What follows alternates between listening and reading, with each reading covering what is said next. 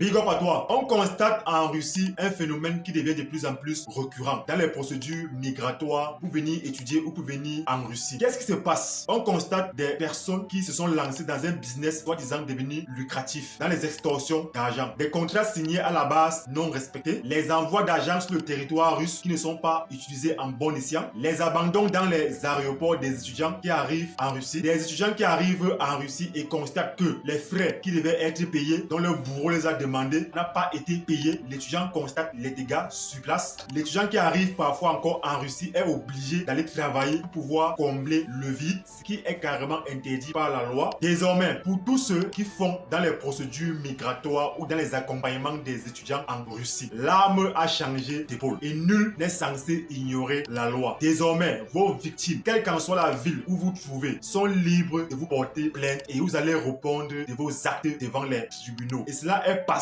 des peines pénales et des sanctions très lourdes. Donc, ceux qui se sont lancés dans ce business-là, qui ont fait de ça un moyen de vivre, vous allez maintenant désormais lire. Écoutons ensemble l'audio de ce grand frère, de ce doyen, citoyen du monde, Raoul Moussa, ce grand frère dont je respecte tant, résident à Moscou, nous mettre en garde sur ce phénomène et sur cette loi. Et revenons après pour conclure. Big up.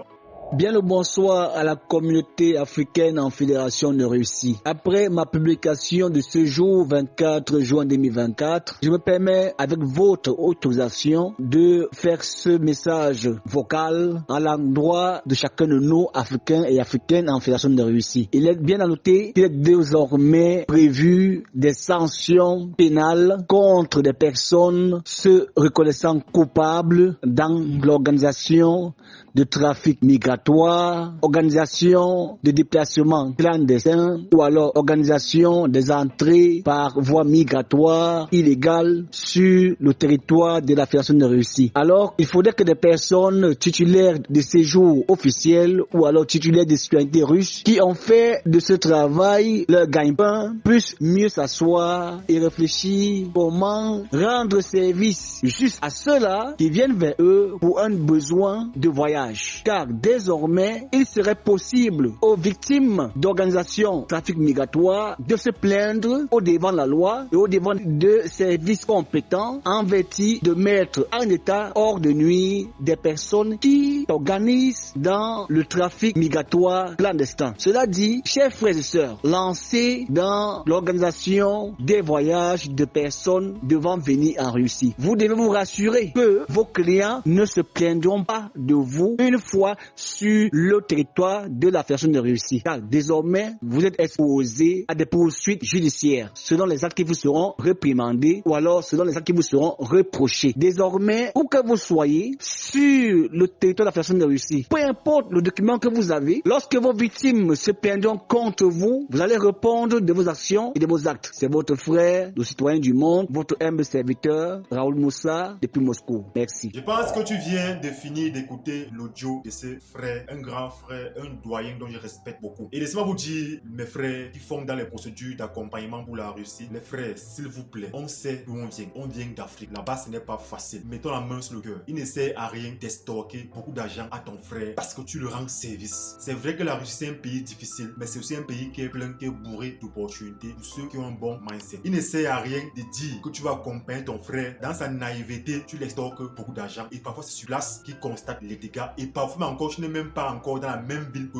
lui. Vous signez des contrats à la base qui ne sont pas du tout respectés. Il arrive sur place, il constate parfois que l'argent qu'il a envoyé pour ses études, tu as pris, tu as mangé. Est-ce que c'est honnête? Non. Un frère qui arrive sur place constate ou est obligé encore de travailler, ce qui est interdit par la loi pour pouvoir combler le vide dont tu as créé et tu es heureux. Tu te dis que non, tu l'as rendu service quand tu l'as puni. Il est venu ici avec les yeux qui scintillent, disant qu'il vient en Europe, mais il vient vivre l'enfer sur place. Tu es content que non, tu as gagné beaucoup d'argent, mais cet argent-là, c'est l'argent sale. Un frère qui vient ici, il va mettre ses genoux au sol pour prier son Dieu ou son Allah, disant que tu l'as arnaqué. Ces pleurs-là vont retomber sur toi et tu vas couper. Vaut mieux encore être cher sur tes honoraires, mais le dit vraiment toute la vérité dont il a besoin de savoir sur sa procédure avec les prix. Là au moins, il dira demain que non, tu es cher avec tes honoraires, mais au moins si tu lui as dit la vérité sur les coûts, là au moins tu n'auras pas de problème. Mais prendre son argent parce que tu veux te faire beaucoup d'argent ou parce que tu penses que c'est pour toi le seul moyen, le seul moment de te faire assez d'argent, ça va retomber sur toi. Et désormais, tu es passible des peines de prison. Tous ceux qui sont victimes de ces genres de personnes, les amis, quelle qu'en soit la ville où vous trouvez, vous êtes libre désormais de porter plainte. Rapprochez-vous juste des doyens de votre ville, soit de l'université. Essayez d'expliquer la situation et essayez d'amener l'affaire un peu loin. Le bourreau ou celui qui vous a créé ce tort-là serait poursuivi et peut être sanctionné ou expulsé ou mis en prison à cause de cela. Faites juste l'effort de garder le maximum de preuves dans votre accompagnement. Les contrats signés, les envois d'argent, les dégâts, mentionnez tout cela. C'est avec ça que vous pourriez le porter plainte et il va répondre de ses actes. Nous sommes en Europe et c'est la Russie. On va appliquer cette loi-là que sur nous. Pourquoi cela devait être comme ça? Tu n'as pas besoin d'accompagner ton frère et le prendre ou l'extorquer l'argent. Tout ce que ton frère a besoin de savoir, c'est la bonne information, la vraie information. Le reste là, tu peux faire de ça ce que tu veux. Mais donne-lui les vrais prix, donne-lui les bons prix. C'est ce qu'il veut savoir. Le prendre assez d'argent parce que tu pensais que tu es en train de lui rendre service. Parce qu'il est naïf, ça ne sert à rien. Dieu qui est en haut là, Allah qui est en haut là ne dort pas. Mon frère, soyez honnête. Et pour tous ceux qui ont été victimes, car moi-même, je suis une victime de ces arnaqueurs lorsque je suis arrivé ici en 2017. Ils m'ont pris beaucoup d'argent. Il n'y avait personne où je ne savais pas où aller, où je ne savais pas quoi faire. Mais si j'avais la même opportunité que maintenant, ces gars-là, je vous assure, moi je l'aurais porté plainte. Il m'a pris beaucoup d'argent. Et c'est un phénomène jusqu'à présent, ça ne fait que se multiplier. On constate des gens qui arrivent, des nouveaux qui arrivent, 2-3 jours après, vous voyez sur les statuts, ils font déjà des procédures pour les voyages, juste parce qu'ils veulent se venger ou